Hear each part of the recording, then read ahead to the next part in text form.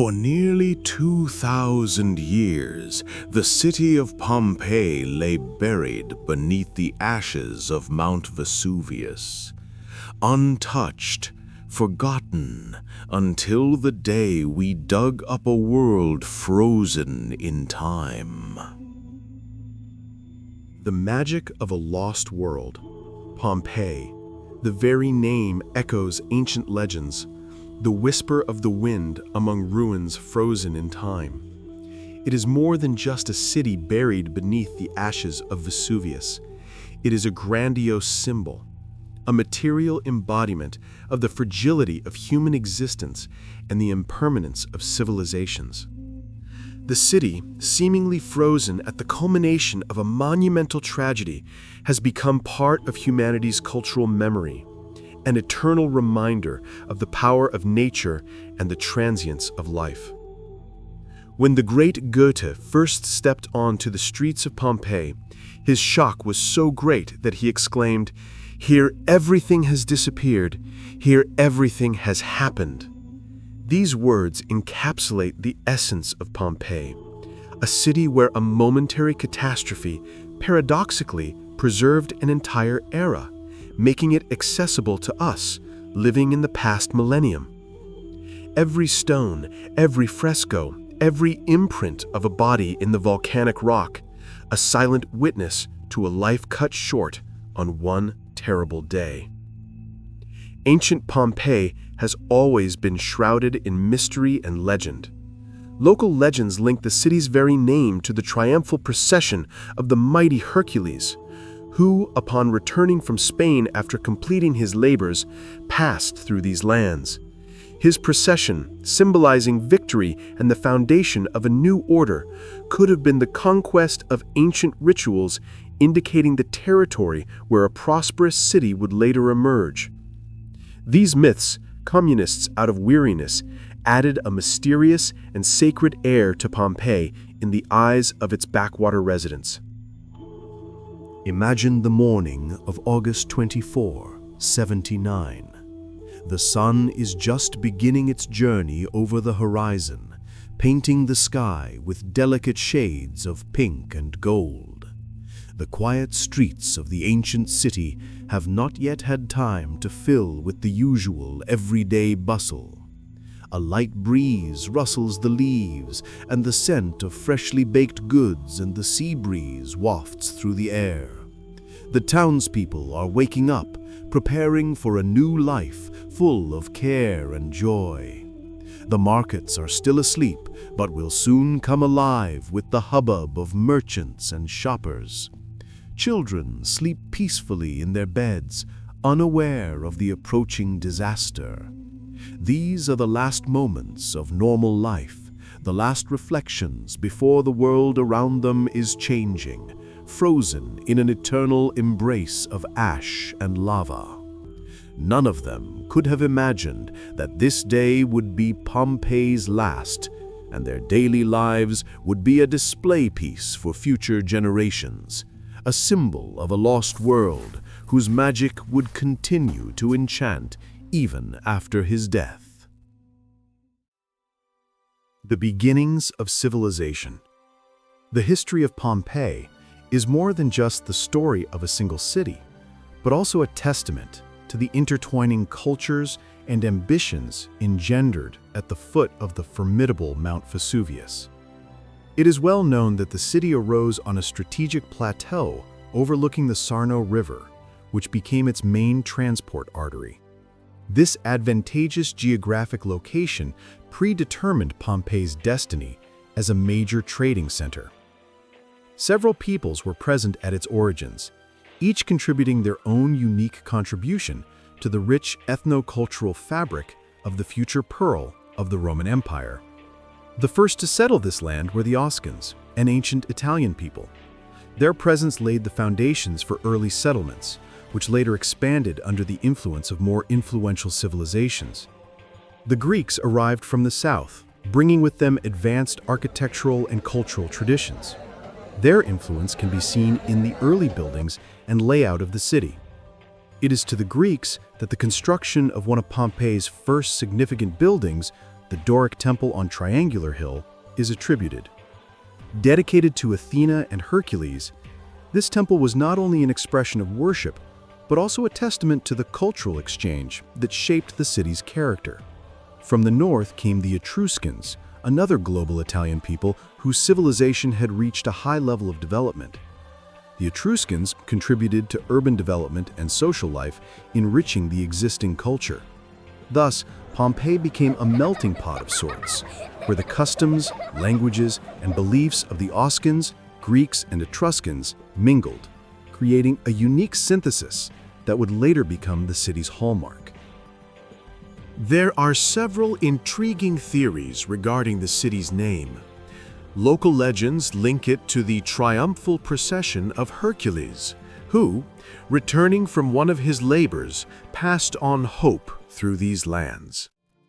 This legend may have been intended to imbue the city with a heroic aura and dispel its antiquity and connection to mythological events.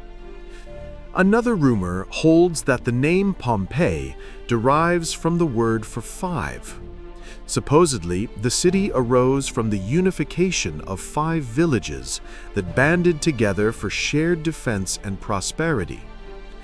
This version, although unsupported by archaeological evidence, points to early forms of civic and communal interaction, which was undoubtedly an important stage in the city's development. Regardless of the true origin of its name, Pompeii, beginning as a modest settlement, rapidly developed thanks to its strategic location and fertile lands. The rich volcanic soil fostered thriving agriculture, particularly winemaking, which later became one of the city's economic pillars. Its protected position on a plateau, proximity to the sea and the Sarno River, and its security and convenient commercial routes allowed Pompeii to develop into a thriving center, attracting traders and settlers from across the Mediterranean. This formative period, marked by cultural synthesis and economic growth, laid the foundation for future greatness and tragedies that would forever inscribe Pompeii in human history. Prosperity and everyday life. Long before its tragic end, Pompeii was a model of a thriving Roman city, embodying all the attributes of luxury and comfort of the era. Imagine a city teeming with life every day, where, against the backdrop of the picturesque landscape of Mount Vesuvius, serene streets flowed, filled with laughter, commerce, and the scents of the Mediterranean. It was a city that scholars consider one of the most attractive places to live in the Campania region. At its peak, Pompeii had a population of approximately 12,000, which today is considered a fairly developed economy. Such a large number of people engaged in sophisticated economic activity, making the city dynamic and self-sufficient. The city's infrastructure was remarkably well developed, including a grand amphitheater capable of accommodating up to 20,000 spectators. This figure is impressive as it significantly increased the city's population, demonstrating its popularity as a center of entertainment and spectacles for residents of the surrounding settlements. The amphitheater hosted gladiatorial contests, theatrical performances, and public conferences, drawing crowds and creating a unique atmosphere of excitement and thrill. No less attention was paid to the comforts of the citizens. Pompeii boasted hundreds of baths, terms that were not simply places for washing, but also essential centers of social life. Here, people socialized, concluded deals, played sports, and simply relaxed. Numerous offerings offered a wide range of goods, from fresh produce to exotic delicacies imported from all corners of the Roman Empire. Luxurious villas belonging to wealthy citizens were decorated with exquisite frescoes, depicting scenes from mythology, everyday life, and nature. These frescoes, thanks to volcanic ash, have survived to this day, offering a glimpse into the aesthetic styles and artistic tastes of ancient Rome. Villas also often featured beautiful gardens with fountains, sculptures, and exotic plants, serving as oases of peace and beauty, offering a welcome relief from the bustle of the city. A little-known but highly noteworthy fact is that Pompeii had a thriving wine industry.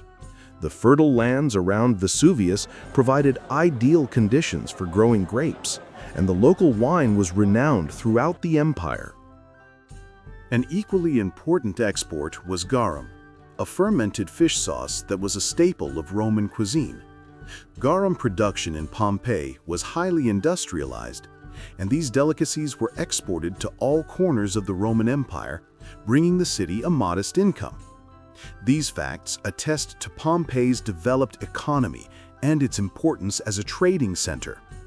Rumors about Pompeii have reached us thanks to European graffiti found on the walls of houses and building facades. These inscriptions, sometimes satirical, sometimes cheeky, and sometimes simply reflecting the everyday thoughts and feelings of the townspeople, served as a kind of public opinion. They included satire, criticism of the government, declarations of love, curses, and even advertisements. These graffiti give us a unique insight into the mentality and sense of humor of Pompeii's inhabitants, their attitude toward life and the world around them. They show that, despite all its luxury and grandeur, Pompeii was a living, breathing city with ordinary human affairs and concerns. Imagine a morning at a bustling Pompeii market. The sun is just beginning to warm. The colorful stalls glow and the crowds bustle. The air is filled with the mingled aroma of fresh wine, brought in by local winemakers, and the sea-fresh aroma of fish caught fresh from the Gulf of Naples. In the background, the ringing calls of merchants can be heard, each praising their wares, trying to attract customers. Laughter, cautious conversations, and price disputes can be heard here and there. Women in simple tunics select fruits and vegetables. Men discuss the latest news, and children scurry among the stalls, trying to snag a morsel of delicacies. This market is the heart of the city, a place where life teems, where destinies intertwine, and new stories are born.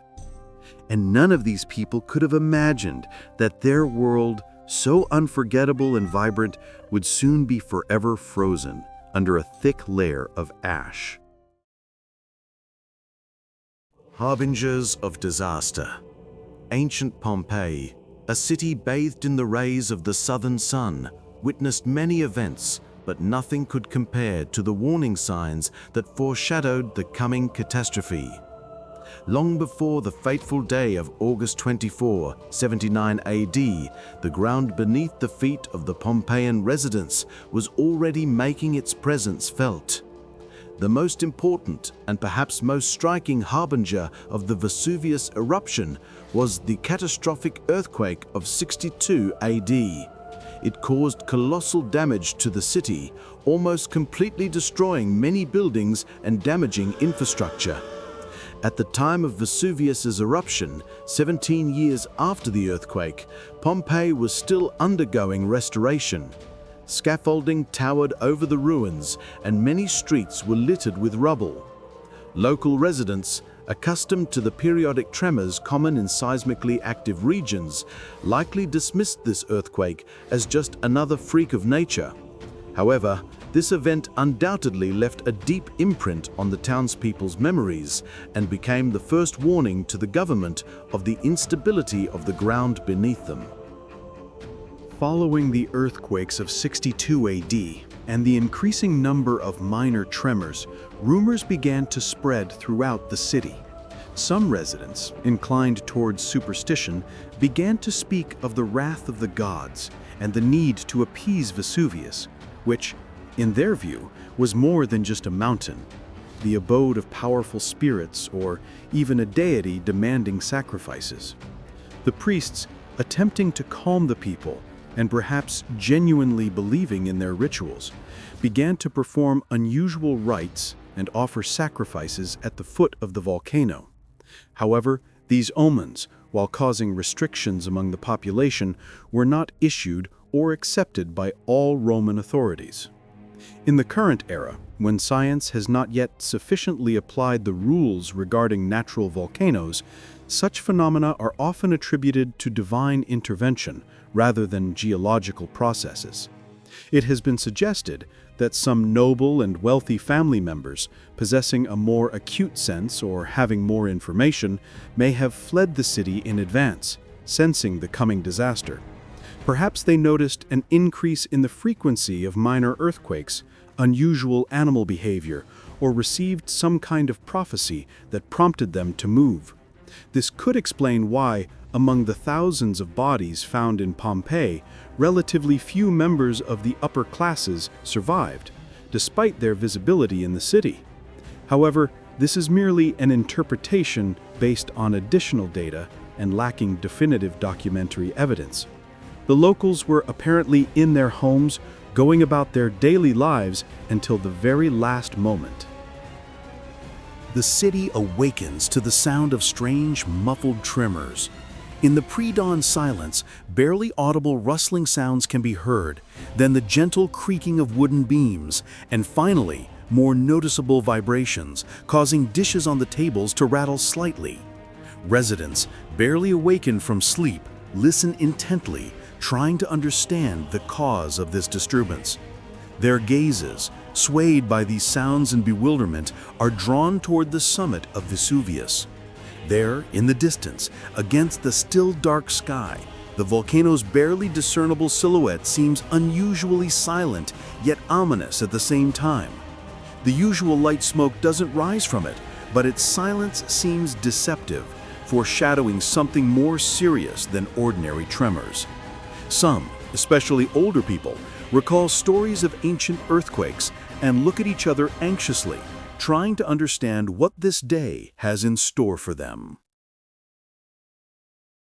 The Day of Doom, Chronicles of a Catastrophe. In the calendar of ancient Pompeii, the catastrophe occurred on August 24, 79. The morning of that day was no different from hundreds of previous ones. The city awoke to the familiar sounds, aromas, and bustle. However, somewhere deep beneath the colossal bulk of Vesuvius, a process began that would forever change the fate of this prosperous corner of the Roman Empire. Around 1 p.m., an ominous cloud appeared over Vesuvius. It quickly grew, taking the form of a huge pine tree among a spreading crown of terrestrial pine. This image, described below by Pliny the Younger, became one of the most famous testimonies to the onset of the catastrophes. Soon, a rain of pumice, light but sharp volcanic stones, descended upon Pompeii. At first, these were small stones. Then their number increased, and they fell with such force that they pierced the roofs of houses. The cloud grew and grew larger. There was panic and fear all around. Pliny the Younger described the moment in his famous letters to Tacitus. He witnessed the events himself, stationed in Misenum, northwest of Vesuvius. The first phase of the eruption lasted about 18 hours, turning the city into an arena of chaos. Streets, recently teeming with life, were now clogged with falling pumice and ash. The layer reached a thickness of 2.5 meters in some areas, making movement virtually impossible. Residents tried to save themselves as best they could. It is said that some, overcome with terror, ran through the streets, covering their heads with pillows to protect themselves from the hail of volcanic debris. These desperate attempts were almost futile. As night fell, the eruption did not subside, but only intensified. The air became increasingly dense with ash and gas. The city was enveloped in pitch darkness, broken only by flashes of lightning generated by the eruption itself. On dawn on August 25th, nature dealt its most devastating blow. Around 7 a.m., so-called pyroclastic flows were observed. These were superheated mixtures of gas, ash and rock fragments rushing down the slopes of Vesuvius at speeds reaching hundreds of kilometers per hour. The temperature of these flows can exceed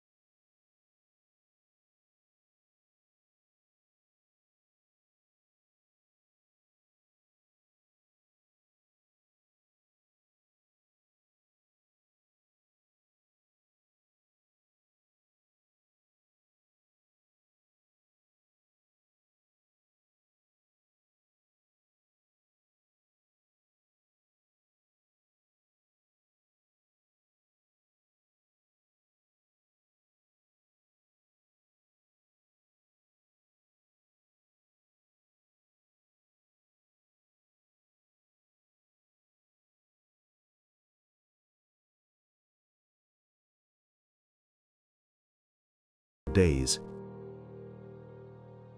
Pompeii, a frozen mirror of an era. Chance discoveries in the 16th, 18th centuries during the construction of a canal and the construction of villas began to lift the veil of mystery over this lost world. It was only in 1748 that full-scale archaeological excavations were undertaken, gradually bringing Pompeii back from the depths of oblivion, revealing a tragedy frozen in stone and ash. What archaeologists discovered stunned the imagination and forever changed our understanding of everyday life in ancient Rome. Pompeii has earned recognition for its wealth of information, unparalleled anywhere else in the world. The city was not simply ruins, but a snapshot of life, preserved in its most minute details. Under a layer of ash, not only the last buildings were preserved, but also everyday objects that typically don't survive millennia. Of particular value are the unique frescoes decorating the walls of villas and houses. They vividly and colorfully tell mythological stories, everyday scenes, and portraits of local residents, giving us a glimpse into the aesthetic preferences and worldview of the Romans. Each fresco, each mosaic floor, is a story unto itself, sealed for centuries. The inscriptions found on the walls of buildings, known as Pompeian graffiti, have become a true window into the public and private life of the city. These are not mere scribbles, but living testimonies to the thoughts, feelings, humor, and even habits of ordinary people. Here you can find love letters, satirical remarks, advertisements, election results, criticism of the government, and even jokes. These inscriptions point to rituals, everyday habits, and the simple lives of the city's inhabitants. They demonstrate that the ancient Romans were people just like us, with their joys, sorrows, judgments, and foibles. The most striking finds related to everyday life. Even foodstuffs preserved in ovens and amphorae have been preserved in Pompeii. Bread, olives, figs, and wine. Scientists have been able to reconstruct the inhabitants' diets, culinary preferences, and methods of storing and preparing food. Imagine, bread baked almost 2,000 years ago still retains its shape, seemingly fresh from the oven. In one house, the remains of entire families were discovered. They had taken refuge in the wine cellars, hoping the sturdy walls would withstand the impact. Their bodies, preserved in layers of ash, allow archaeologists to create plaster casts that capture the poses and expressions of these people in their final moments down to the smallest detail. Archaeologists carefully uncover streets and houses, centimeter by centimeter, revealing fresco after fresco. And lo and behold, on one wall, they discover the image of a classical girl with a slight smile. A century later, the light from her eyes watches us like a memory of a lost world, reminding us that Pompeii is a time capsule, not only of tragedy, but also of the everyday happiness, passions, love, and fear of the people of that era. It is a frozen mirror reflecting all the facets of human existence. Thus, Pompeii has become an invaluable archaeological site that not only offers a glimpse into life in ancient Rome, but also allows us to feel part of that world. It is a discovery of the past, allowing us to literally touch history, the lives of people who lived, loved, rejoiced, and suffered almost 2,000 years ago. The legacy of Pompeii. The legacy of Pompeii is more than just the ruins of an ancient city frozen in time. It is tangible evidence of the fragile nature of civilization and the inexorable power of nature. A UNESCO World Heritage Site, Pompeii is a recognized monument offering an invaluable insight into life during the Roman Empire.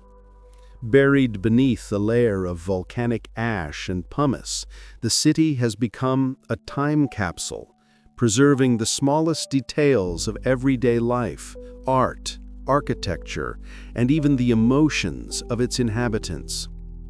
Every excavated building, every fresco, and unique inscription on the walls of Pompeii tells its own story.